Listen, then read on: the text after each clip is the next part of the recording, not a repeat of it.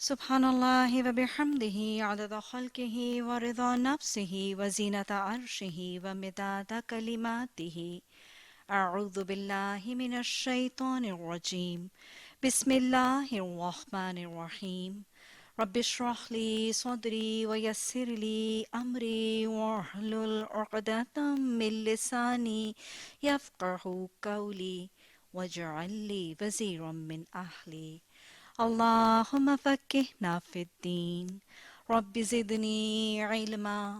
اللہم انی اسألک علما نافعا، رزقا طیبا وعملا متقبلا، آمین ثم آمین۔ السلام علیکم ورحمۃ اللہ وبرکاتہ۔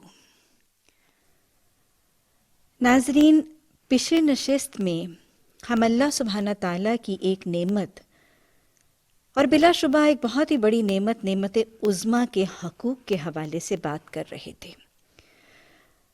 اگر ہم ذہنوں میں کل کی بات کو دہرا لیں تو اللہ سبحانہ تعالیٰ نے اس مال کو اور اولاد کو اپنی ایک آزمائش اور فتنہ قرار دیا، اس کو ایک امتحان اور امتحان کا پرچہ جو ہے وہ اس کا تعارف کروایا اور بتا دیا کہ اس امتحان کے پرچے میں کامیاب وہی ہوگا جو ان کی صحیح تعلیم، ان کی تربیت، ان کا تزکیہ، ان کی ٹریننگ کر کے ان کو اپنے لیے باقیات و صالحات بنا لے گا، اور جو ان کو باقیات و صالحات میں تبدیل کرنے سے محروم رہ گیا اور یہ اولاد اس کے لیے صدقہ جاریہ نہ بنی تو وہ کیا ہوگا؟ وہ امت کا بانجھ ہو جائے گا۔ ہم نے بات کی کہ اس اولاد کے کچھ حقوق ہیں والدین پر۔ پہلا حق ہم نے کہا کہ اولاد کی ولادت پر ان کا شکر کرنا، ولادت کے بعد مسنون طریقوں کا اتباع کرنا، پھر اس کے بعد ان کی نگرانی، ان کی حفاظت، ان کی تربیت، ان کا تزکیہ، ان کی پاکی، ان کی طہارت کا اہتمام کرنا، ان کی حفاظت اور نگرانی کرنا، ان کو ان کا بنیادی قرآن کا جو حکم ہے ان کے ساتھ رضاعت کا طریقہ اختیار کرنا، ان کو تعلیم اور تربیت دینا۔ اور تعلیم اور تربیت میں ہم نے بات کی تھی کہ سب سے پہلی تعلیم جو ایک اولاد کے لیے لازم ہے وہ اللہ کی پہچان، پھر محمد صلی اللہ علیہ وسلم کی پہچان و محبت اور ان کے سنتوں کا اتباع، اور پھر صحابہ اور صحابہ اکرام رضی اللہ تعالی عنہم، ان کے سنت کے طریقوں اور ان کے نمونوں کا علم اور پہچان۔ اس کے بعد ہم نے محبت پر بات کی، اور آگے چلنے سے پہلے تعلیم اور تربیت کے حوالے سے پھر ایک اور اہم نقطہ جو واضح کرنا اور ذہن نشین کرنا اور یاد رکھنا ضروری ہے وہ قرآن کا علم ہے، کہ جہاں ان کی تعلیم اور تربیت کے بنیادی عناصر میں اللہ کی پہچان، محمد صلی اللہ علیہ وسلم اور صحابہ اکرام رضی اللہ تعالی عنہم ان سے تعارف ضروری ہے، وہیں پر قرآن کی تعلیم اور علم بھی ضروری ہے۔ قرآن دین کہیں بھی اولادوں کو دنیاوی تعلیم دینے سے نہ روکتا ہے، نہ منع کرتا ہے، نہ ہی یہ ناپسندیدہ ہے، نہ ناجائز ہے، بلکہ عین پسندیدہ ہے۔ حصول علم دنیا کا ہے، نفع بخش علم دنیا کا ہے یا دین کا ہے، یہ سب ہی نفع بخش ہیں، اور شریعت کہیں بھی ہمیں اس چیز پر پابند نہیں کرتی اور رکاوٹیں نہیں ڈالتی، بلکہ عین پسندیدہ ہے رزق حلال کے حصول کے لیے، دنیاوی ترقی کے لیے، اور پھر اسلام کی ترقی اور اسلام کی سرحدوں کو وسیع کرنے کے لیے یہ ضروری ہے کہ امت کے افراد دنیاوی علم، فن اور ہنر اور ان زیورات سے بھی آراستہ ہوں۔ یاد رکھیے گا اگر آج ہمارے پاس دنیاوی علم، فن اور ہنر نہ ہوا تو امت مسلمہ کنویں کے مینڈک کی طرح بن کے رہ جائے گی اور دنیا کی دوڑ اور ترقی میں بہت پیچھے رہ جائے گی۔ تو لہٰذا جہاں اولادوں کو دنیاوی علم، فن اور ہنر دینا بھی والدین کی ذمہ داری ہے، لیکن اس دنیاوی تعلیم اور دنیاوی کتب اور دنیاوی سلیبس کے ساتھ ساتھ جو سب سے بہترین سلیبس ہے، ذالک الکتاب لا ریب فیہ ھدی للمتقین، اس الکتاب کا علم بھی ان کی زندگی کا ایک لازمی جزو اور عنصر ہونا ضروری ہے، کیونکہ اللہ سبحانہ تعالیٰ نے سورہ البقرہ میں واضح طور پر فرما دیا ہے وَمِنْهُمْ أُمِّيُّونَ لَا يَعْلَمُونَ الْكِتَابَ، کہ میری نظر میں اللہ سبحانہ تعالیٰ فرماتے ہیں کہ میری نظر میں وہ لوگ امی ہیں، امی کا مطلب ان پڑھ. ان پڑھ ہے, illiterate ہے, uneducated ہے. ان پڑھ ہے, جاہل ہے, illiterate ہے, uneducated ہیں وہ لوگ جن کے پاس اس کتاب کا علم نہیں. the بیسٹ بک, جو محفوظ ترین واحد اللہ کی الہامی کتاب ہے, اس کا علم جن کے پاس نہیں وہ اللہ سبحانہ تعالیٰ کے نزدیک illiterate اور uneducated, ان پڑھ لوگ ہیں. دنیا بھر کا علم بھی اگر ہم نے اپنی اولادوں کو دے دیا اور والدین نے دنیا بھر کا علم بھی اولادوں تک منتقل کر دیا یا کروانے کا اہتمام کر دیا, ساری دنیا بھر کے مال, اوقات, وقت, صلاحیتیں اس چیز پر لگا دی, لیکن ان کو الکتاب کا علم نہ دیا, تو ان کا علم اللہ کے ہاں معتبر نہیں ہے. ان میں سے کوئی شاید کوئی بہت بڑا چارٹرڈ اکاؤنٹنٹ بن جائے گا, کوئی بہت بڑا انجینئر بن جائے گا, کوئی ڈاکٹر, کوئی کنسلٹنٹ بن جائے گا, کوئی لائر بن جائے گا, کوئی پروفیسر بن جائے گا, دنیاوی علم کی چوٹیوں کو وہ چھو جائیں گے, لیکن اگر ان کے پاس الکتاب کا علم نہیں ہوگا تو ایک تو یاد رکھیے کہ ان کا یہ علم اللہ کے ہاں ان کو پڑھے لکھے لوگوں کی صف میں شامل نہیں کروائے گا. اور دوسری بات سب سے زیادہ اہم جو ہے, اس سارے کے سارے علوم اور فنون کو بھی رب پسند طریقے سے استعمال کرنے کا طریقہ ان کو نہیں آئے گا جب تک ان کے پاس قرآن کا علم نہیں ہوگا. تو آج کے اس دور میں یہ لازم کر لیجئے, یہ اولادوں کا حق ہے, یہ کتاب, یہ قرآن جو اللہ کا کلام ہے, اللہ کا خط ہے, اللہ کی شفا کے نسخے ہیں, یہ شفا کے نسخوں کو اپنی اولادوں تک پہنچانا, اس کتاب کو, کلام کو اپنی اولادوں کے علم میں داخل کرنا, یہ والدین کے لیے فریضہ ہے. اور یہی وہ زیور ہے جس سے آراستہ ہو کر وہ والدین کے لیے صدقہ جاریہ بننے میں انشاءاللہ کامیاب ہو جائیں گے. اللہ سبحانہ تعالی ہمیں اپنے والدین کے لیے اور ہماری اولادوں کو ہمارے لیے صدقہ جاریہ بنا دے. تعلیم القرآن کے حوالے سے وہ بڑی خوبصورت حدیث ہے. آپ صلی اللہ علیہ وسلم نے صاحب قرآن کے حوالے سے فرمایا کہ قیامت کے دن وہ لوگ, وہ والدین جن کی اولادوں نے قرآن کو پڑھا اور اس پر عمل کیا. قیامت کے دن وہ والدین جن کی اولادوں نے قرآن کو پڑھا اور اس پر عمل کیا ہوگا, ان والدین کے سر پر ایسا تاج پہنایا جائے گا کہ جس کی روشنی اتنی ہوگی کہ اگر سورج بھی تمہارے گھروں کے آنگن میں اتر آئے تو اس سے بھی زیادہ ہوگی. آپ صلی اللہ علیہ وسلم نے پھر اس کے بعد مزید فرمایا کہ دیکھو, اگر والدین کا حال ایسا ہوگا تو سوچو خود صاحب قرآن کا حال کیا ہوگا. اللہ سبحانہ تعالیٰ ہمیں اور ہماری اولادوں کو صاحب قرآن بنا دے, عالم قرآن بنا دے, حامل قرآن بنا دے, اور اللہ سبحانہ تعالیٰ سب سے بڑھ کر عامل قرآن بننے کی بہترین توفیق عطا فرما دے. تو لہٰذا تعلیم اور تربیت کے ساتھ, پچھلی دفعہ بھی نشست میں ہماری بات ہوئی کہ تعلیم اور تربیت کے ساتھ ساتھ اولادوں کے ساتھ محبت کا اظہار کرنا, ان کے ساتھ محبت میں وقت سپینڈ کرنا, ان کو توجہ دینا, اہمیت دینا, یہ بھی سنت اور حدیث رسول صلی اللہ علیہ وسلم سے ثابت ہے. لیکن جہاں محبت کا طریقہ اولاد کے ساتھ اختیار کیا جا رہا ہے, وہاں پر ہمیں سنت اس محبت کا انداز, اس کا دائرہ اور اس کا ایک بہترین بیلنس بھی سکھاتی ہے. محبت کے دائرے میں آ کر بے جا لاڈ پیار کر کے اولادوں کو بگاڑ دینا, غیر ضروری طور پر ان کی ہر خواہش کو تسلیم کر کے ان کو بہت ہی زیادہ آرام دہ اور سہل پسند زندگی کا عادی بنا دینا, یہ ہمارے نبی صلی اللہ علیہ وسلم کی سنت اور ان کی تربیت کا طریقہ کار اولادوں کے حوالے سے نظر نہیں آتا. آپ صلی اللہ علیہ وسلم جہاں محبت کے اتنے خوبصورت نمونے رقم کرتے ہوئے اپنے ارد گرد سارے ہی بچوں کے ساتھ نظر آتے ہیں, وہاں پہ محبت کے اندر ایک اعتدال ہے اور ایک فرمنس ہے, اور بے جا لاڈ پیار کر کے ان کو بگاڑنے کا طریقہ, یہ نمونہ نظر نہیں آتا. مثلا آپ دیکھیں کہ حضرت فاطمہ رضی اللہ تعالی عنہا, ان سے کتنی شدید محبت ہے کہ آپ پھر دہرا لیجیے, آپ نے کیا فرمایا تھا, فاطمہ میرے جسم کا ٹکڑا ہے, لیکن اس کے جسم کا ٹکڑا ہونے کے باوجود بے جا لاڈ پیار نہیں ہے. نبی صلی اللہ علیہ وسلم اپنے گھر سے اپنی شہزادی کو رخصت کرتے ہیں تو محنت اور مشقت کے ذاتی نمونوں اور تاکیدوں کے ساتھ رخصت کرتے ہوئے نظر آتے ہیں.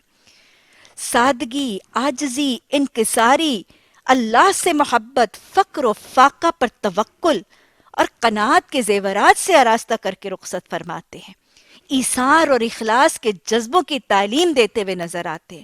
اللہ کی راہ میں غریبوں، مسکینوں، محتاجوں کو خرچ کرنے کی تربیت دے کر اپنے گھر کی دہلیز سے رخصت کرتے ہوئے نظر آتے ہیں، اور اس کے باوجود بھی بعد میں بھی اولادوں کی یہ تربیت کا عمل جاری ہے۔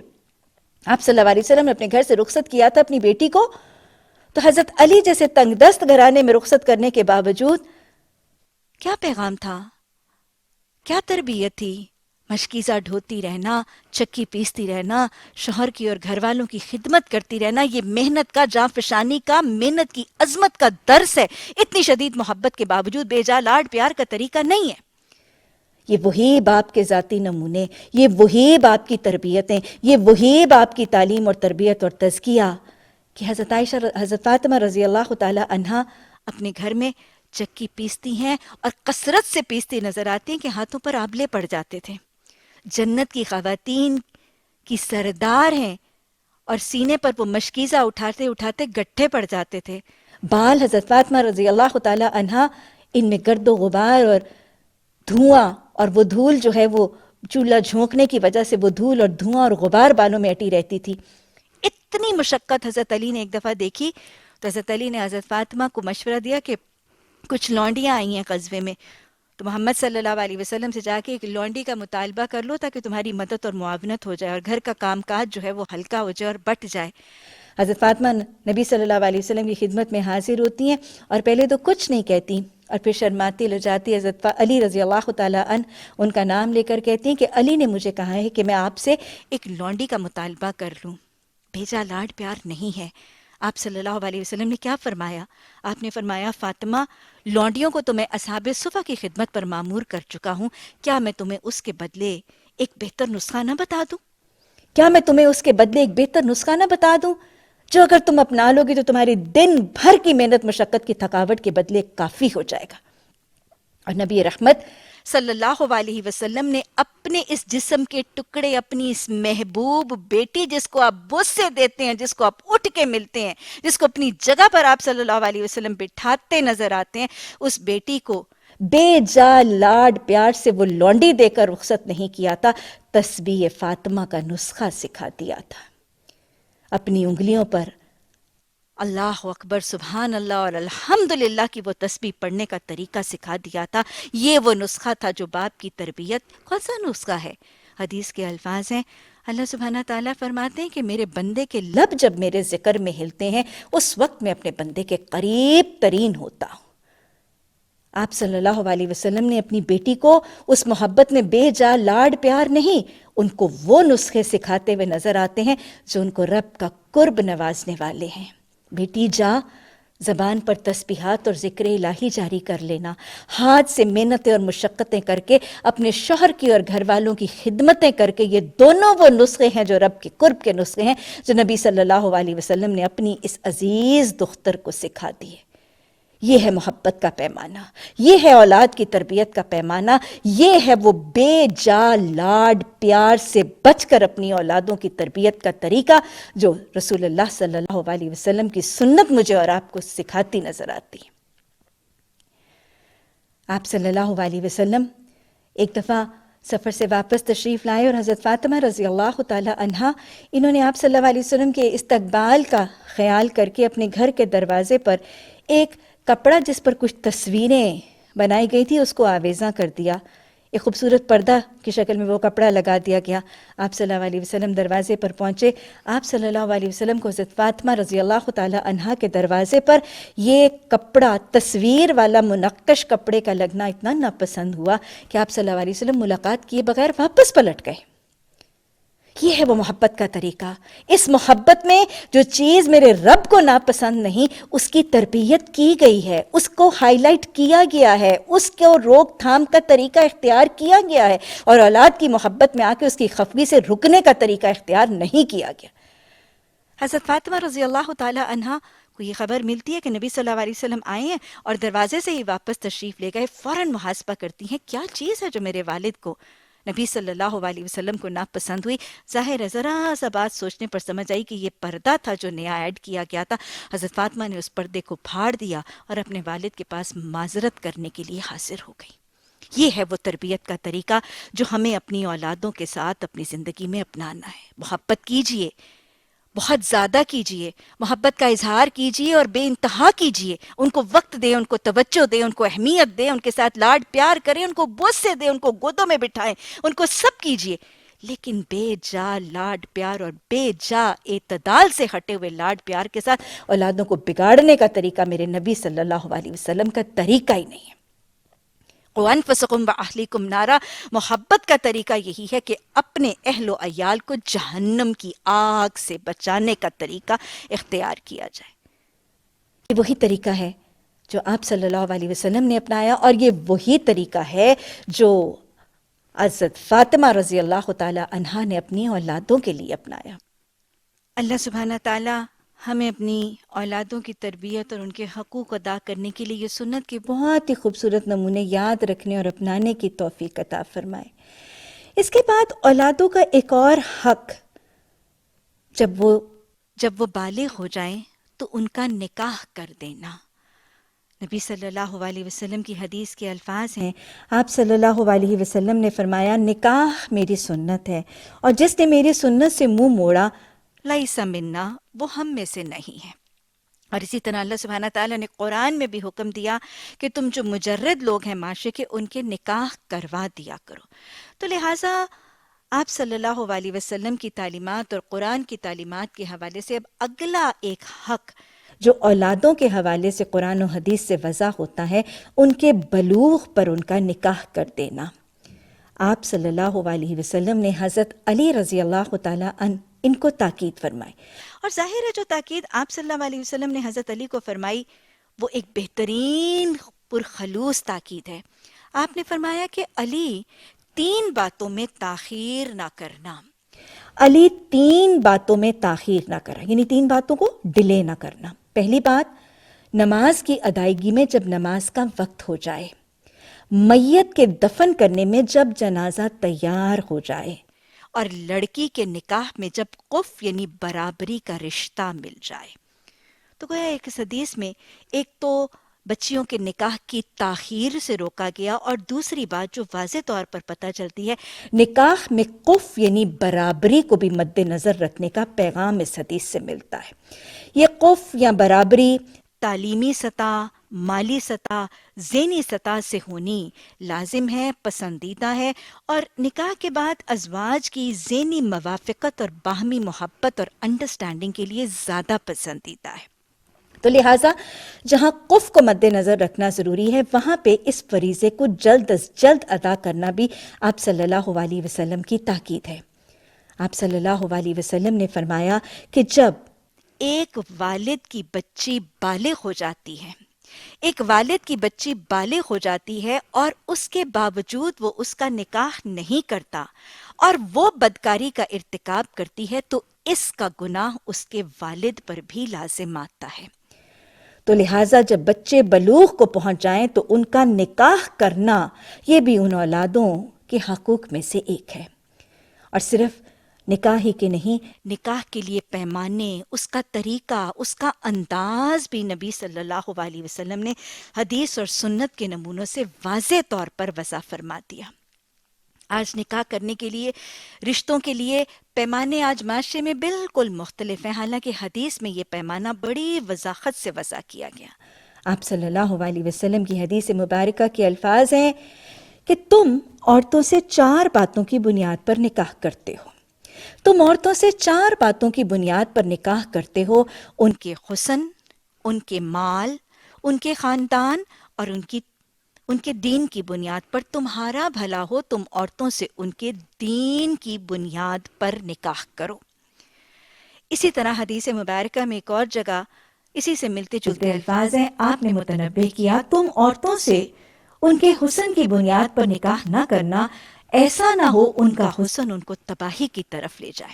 یعنی ان کے حسن کی وجہ سے وہ تکبر اور گھمنڈ میں آئیں اور گھر جو ہے وہ آباد نہ ہونے پائے.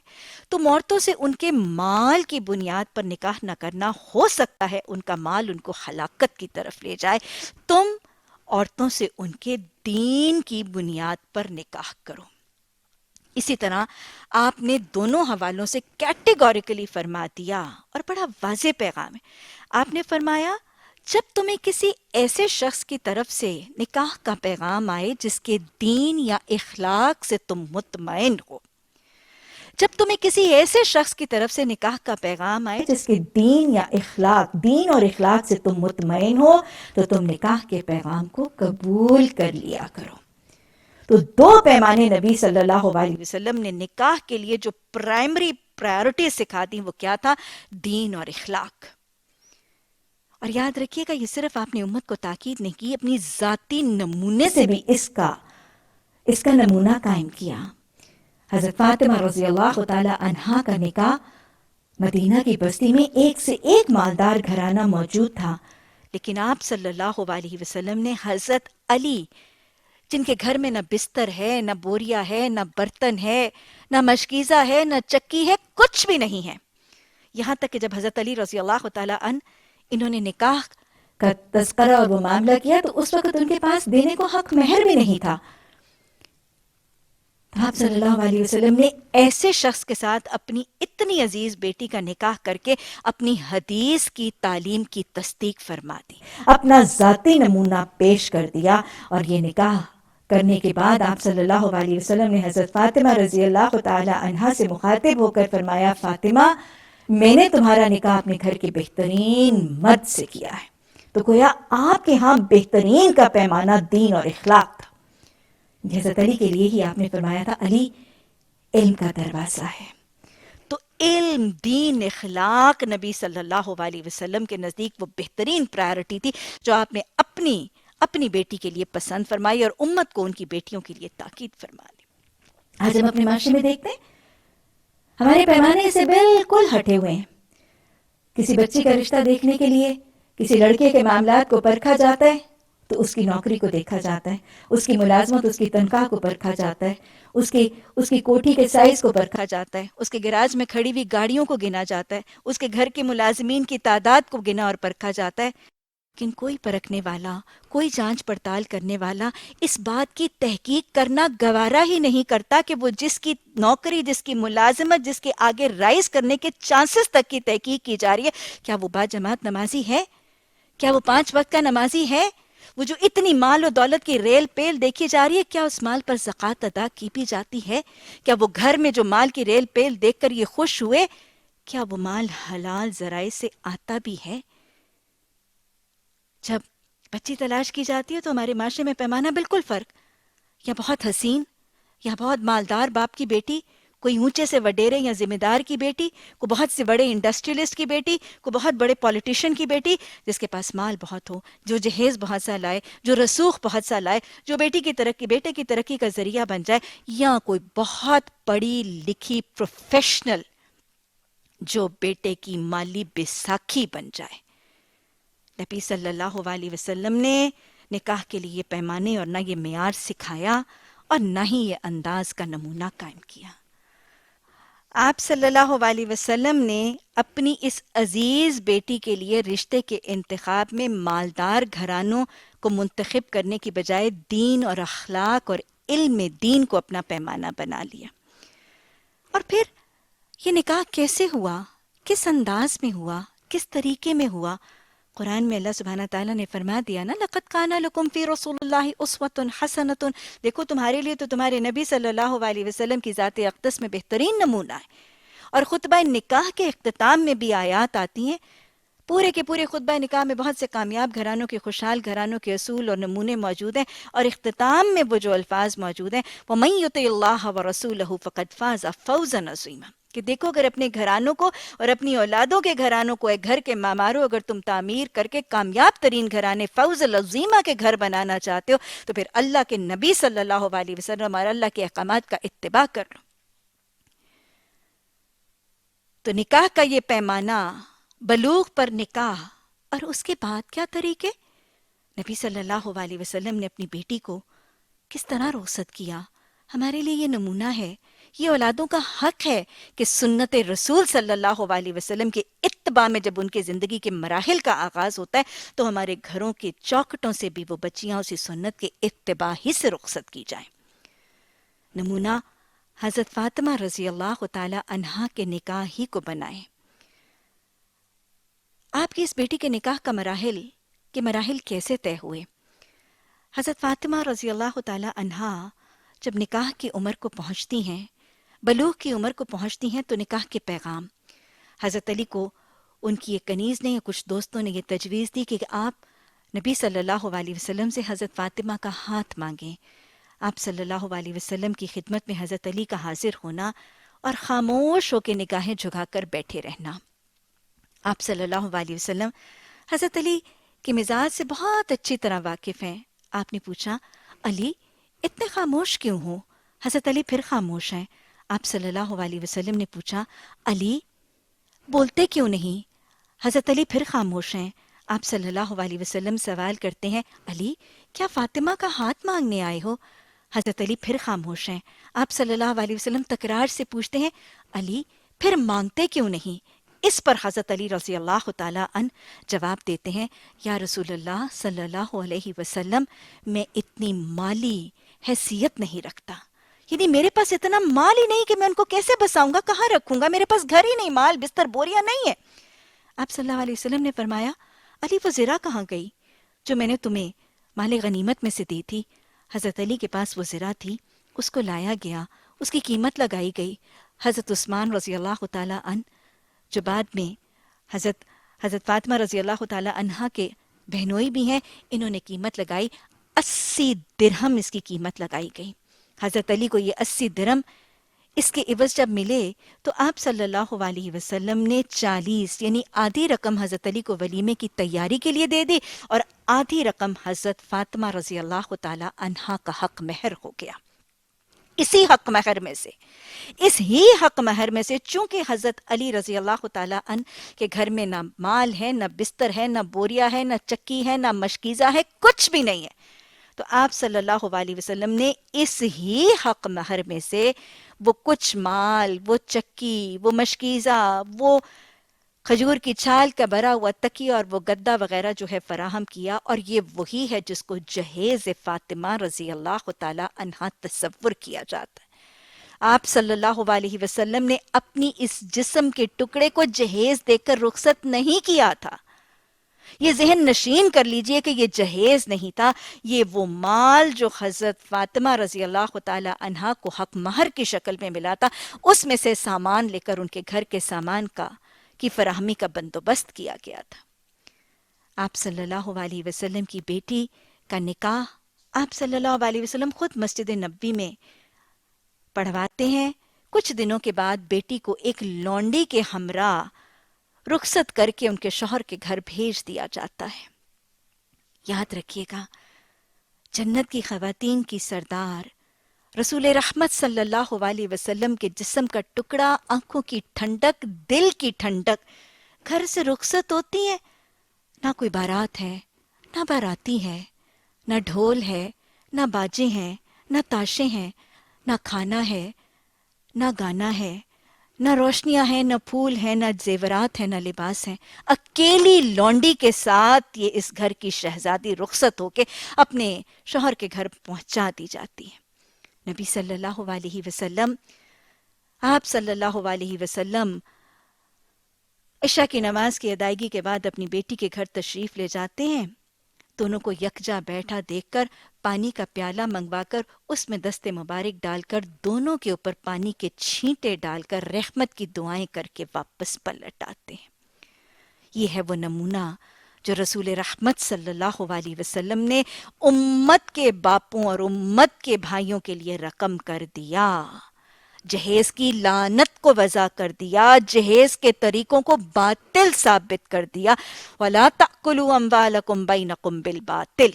جہیز کا لینا اور دینا اولادوں کے ساتھ اس کو باطل قرار کر دیا قرآن نے. نہ اس کا حدیث میں تذکرہ، نہ اس کا سنت میں نمونہ، اور نہ ہی اس کا قرآن میں حکم موجود ہے. جہیز کا لینا اور دینا باطل ہے.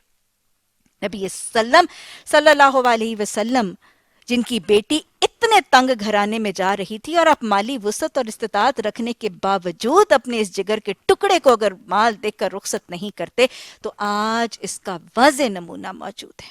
نہ دینے کا جواز ہے نہ لینے کا جواز ہے. آج شادی کی وہ رسومات، وہ ڈھول، وہ کھانے، وہ باجے، وہ تاشے، نبی صلی اللہ علیہ وسلم کی سنت میں نہ آپ کی بیٹی ان چیزوں کے ساتھ رخصت ہوتی ہے اور نہ ہی امہات المومنین نبی رحمت صلی اللہ علیہ وسلم کے گھر ان چیزوں کی مائیت میں داخل ہوتی ہیں. اور ہمارے لیے ہمارے نبی صلی اللہ علیہ وسلم کے نمونوں میں بہترین نمونہ ہے. آپ صلی اللہ علیہ وسلم کی اس بیٹی کا جہیز کیا تھا؟ آپ کی بیٹی کا جہیز صبر، شکر، ذکر، توکل، قناعت، سادگی، محنت، عاجزی، انکساری، تقوی، فکر آخرت اور تعلیم القرآن کے زیورات سے آراستہ کر کے یہ بیٹی گھر سے رخصت کی گئی تھی. اللہ ان زیورات سے آراستہ کر کے ہمیں اپنی بیٹیوں کو گھروں سے رخصت کرنے کی توفیق عطا فرما دے. اولادوں کے حوالے سے ایک اور بہت بڑا حق جو نبی صلی اللہ علیہ وسلم کے ہاں بھی نظر آتا ہے وہ عدل. اولادوں کا ایک حق ہے کہ ان کے درمیان عدل کیا جائے، برابری کی جائے، عدل کیا جائے. حدیث میں تاکید موجود ہے. آپ صلی اللہ علیہ وسلم نے وہ جو بیٹیوں کی تربیت کے حوالے سے اتنا بڑا درجہ جو اس کا تذکرہ فرمایا کہ جب کوئی شخص 2 یا 2 سے زائد بیٹیوں سے آزمایا جاتا ہے اور وہ بیٹوں کو بیٹیوں پر ترجیح نہیں دیتا، یہی وہ 2 بیٹیاں تھیں جن پر بیٹوں کو ترجیح نہیں دی گئی، یہی نبی صلی اللہ علیہ وسلم کے ساتھ جنت میں یوں بنائے جانے کی ذمہ دار ہوں گی. تو لہٰذا بیٹوں اور بیٹیوں میں عدل، بیٹی اور بہو کے معاملات میں عدل، بیٹے اور داماد کے معاملے میں عدل. جو اپنے بیٹے کے لیے چاہتے ہیں وہی داماد کے لیے چاہیں، جو آرزوئیں اپنی بیٹی کے لیے ہیں وہی اپنی بہو کے لیے ہونی لازم ہے. جو معاملات اپنے بیٹے کے اپنے سسرال کے ساتھ چاہتے ہیں وہی اپنے داماد کے ساتھ اپنے لیے رکھنے لازم ہے. یہ ہے وہ ٹوٹل عدل جو اللہ سبحانہ تعالیٰ ہمیں اپنے گھر والوں اور اپنی ساری اولادوں کے درمیان، تاکہ ان کے درمیان رشتوں کے اندر خلش اور دراڑ اور بدمزگیوں کا طریقہ اختیار نہ ہو جائے. اور اس عدل میں سب سے بڑھ کے جو طریقہ شریعت نے ہمیں سکھا دیا ان کے وراثت کے معاملات میں عدل، وراثت کے احکامات میں عدل. یہ وہ شریعت کی تعلیمات ہیں جو ہر والدین کے لیے لازم ہیں. بیٹوں کو بیٹوں کا حق دینا، بیٹیوں کو بیٹیوں کا حق دینا، یہ وہ عدل اور حقوق اللہ اور حقوق العباد کی حفاظت ہے جو قرآن نے سورہ نساء میں واضح طور پر ہمیں نمایاں اور ظاہر کر دی. اللہ سبحانہ تعالیٰ نے وراثت کے احکامات میں بیٹوں کا حق بیٹیوں سے دوہرا ضرور رکھ دیا، لیکن بیٹیوں کو وراثت کے مال میں سے حق دینے کی کثرت سے تاکید ضرور فرما دی. یہ اللہ کے وضع کردہ حصے ہیں اور جو اللہ کے وضع کردہ حصوں میں کمی اور کوتاہی کرتا ہے وہ حدود اللہ سے تجاوز کر کے کبیرہ گناہ کا ارتکاب کرتا ہے. وراثت کے معاملات میں بیٹوں اور بیٹیوں کو ان کا جائز حق دینا اس قدر اہم ہے کہ حدیث کے الفاظ موجود ہیں. آپ صلی اللہ علیہ وسلم نے فرمایا ایک شخص ساری زندگی جنت میں جانے والے عمل کرتا ہے لیکن اپنے مرتے وقت وراثت کے معاملات میں کمی کی وصیت کر کے اپنا نامہ اعمال جہنم میں جانے والے لوگوں کی طرح اختیار کر لیتا ہے. تو لہٰذا وراثت کے احکامات بھی قرآن اور حدیث کے احکامات کے وضع کردہ طریقوں کے مطابق اولادوں کے ساتھ کرنا یہ بھی اولادوں کا لازم حق ہے. اور یہاں تک اس چیز کی تاکید ہے کہ اس میں ناانصافی کرنا، یہاں تک کہ زندگی میں اگر اولادوں کو ہبہ کر دیا جانا اور اس کا طریقہ اختیار کرنا ہے تو حدیث میں اس کا واقعہ موجود ہے. نبی صلی اللہ علیہ وسلم کے ایک صحابی حضرت نعمان بن بشیر، ان کے ایک بہت ہی فرما بردار سے بیٹے حضرت حارثہ بن نعمان، یہ ماں باپ کے بہت ہی خدمت گزار تھے. تو حضرت نعمان بن بشیر کے دل میں یہ خواہش آئی کہ میں اپنے مال یا اپنی لونڈی یا اپنی کوئی زائد چیزیں اپنی زندگی میں اپنے بیٹے کو تحفتاً یا اپنی ہدیتاً جو ہے وہ میں ہبہ کر دوں. انہوں نے اپنی بیوی سے مشاورت کی تو بیوی نے فوراً ہی کہا کہ میں آپ کی بات صرف اور صرف تب مانوں گی جب آپ نبی صلی اللہ علیہ وسلم سے اس کی مشاورت کریں گے. حضرت نعمان بن بشیر رسول اللہ صلی اللہ علیہ وسلم کی خدمت میں اپنا یہ مسئلہ اور اپنی یہ رودات لے کر جب حاضر ہوئے تو آپ صلی اللہ علیہ وسلم نے حضرت نعمان بن بشیر سے سوال کیا کہ تمہاری اور بھی اولادیں ہیں؟ کیونکہ انہوں نے تذکرہ کیا تھا نا کہ میں ایک اولاد کو سب کچھ دینا چاہتا ہوں. تو حضرت نعمان بن بشیر نے سوال کیا، آپ صلی اللہ علیہ وسلم نے سے سوال کیا کہ تمہاری اور بھی اولادیں ہیں؟ تو انہوں نے فوراً ہی کہا یا رسول اللہ صلی اللہ علیہ وسلم میری اور بھی اولادیں ہیں، لیکن حارثہ میرے بہت ہی فرما بردار سے بچے ہیں۔ تو آپ صلی اللہ علیہ وسلم نے کیا فرمایا تھا؟ آپ نے فرمایا میں ظلم کا گواہ نہیں بنتا، میں ظلم کا گواہ نہیں بنتا۔ تو اولادوں کے درمیان ناانصافی کرنا، عدل میں کمی کرنا، ہبہ کے معاملات میں زیادتی کرنا، یہ بھی ظلم ہے اور حقوق العباد میں کمی ہے۔ اولادوں کے حقوق میں سے اگلا معاملہ اور جو ان کا بہت ہی بہترین تحفہ اور ان کا بہترین حق یہ ہے کہ ان کے لیے کثرت سے دعا کی جائے، ان کے لیے کثرت سے دعا کی جائے، کیونکہ والدین کی زبان سے نکلی ہوئی دعائیں اولاد کے حق میں ضرور ہی قبول ہوتی ہیں۔ اولاد کے لیے اللہ سبحانہ تعالیٰ نے ہمیں قرآن میں 2 دعائیں خاص طور پر سکھائیں۔ اللہ سبحانہ تعالیٰ نے حضرت زکریا علیہ السلام کی زبان سے دعا سکھائی، رب حب لی من لدنک ذریۃ طیبۃ انک سمیع الدعاء۔ یہ دعا اولاد کے لیے مختلف حوالوں سے مانگی جا سکتی ہے۔ اگر کسی شخص کی اولاد نہیں ہے تو اپنی اولاد کے حصول کے لیے مانگی جا سکتی ہے، اولادوں کی اولادیں نہیں ہیں تو اپنی اولادوں کی اولادوں کے لیے مانگی جا سکتی ہے، اولادیں ہیں تو ان کو صالح اور نیک بنانے کی خواہش اور آرزو کے لیے مانگی جا سکتی ہے، اولادیں ہیں اور ان کے لیے نیک صالح ازواج اور رشتے اور جوڑ کی طلب اور تلاش ہے تو ان کے لیے، بہوؤں کے لیے نیک صالح صاحب اخلاق دامادوں کی تلاش کے لیے یہ 4 مراحل میں یہ دعا مانگی جا سکتی ہے۔ اور انشاءاللہ یہ قرآنی دعا ہے، یہ مسنون دعا ہے، یہ مستجاب ہوئی، اس کو اپنی نمازوں میں شامل کر لیجئے۔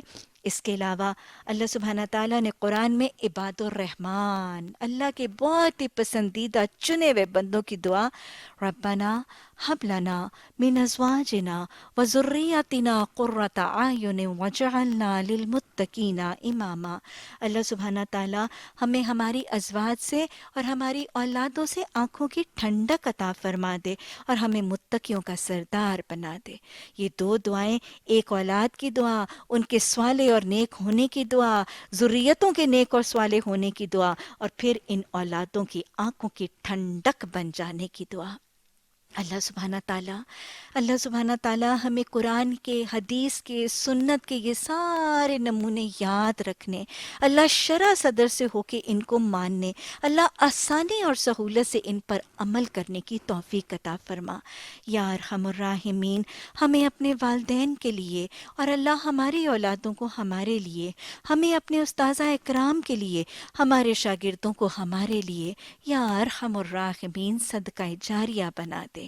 اللہ سبحانہ تعالیٰ سب کے گھروں کو خوشیوں کا گہوارہ بنا دے، اللہ محبتیں عام کر دے، اللہ گھروں کی پریشانیاں، غم، دکھ، تکلیفیں، بیماریاں اپنی نظر رحمت سے، اپنی رحمتوں سے ڈھانپ کے اللہ سب کے سارے غم دور فرما دے۔ یا ارحم الراحمین، اللہ سبحانہ تعالیٰ ہم ان نشستوں میں جو تجھ سے مانگتے ہیں اللہ وہ بھی عطا فرما دے۔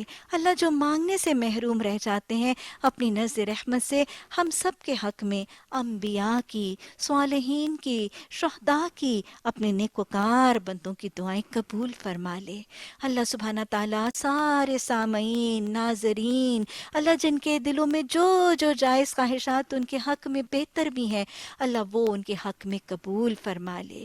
اللہ اولادوں کو نیک اور صالح بنا، اللہ اولادوں کو آنکھوں کی ٹھنڈک بنا، اللہ اولادوں کو ہمارا معاون اور مددگار بنا، اللہ ان کو اپنا فرما بردار بنا کے ہمارا بھی فرما بردار بنا، اللہ ہماری اولادوں کو اپنا عبادت گزار بنا کے ہمارا اطاعت گزار بنا دے۔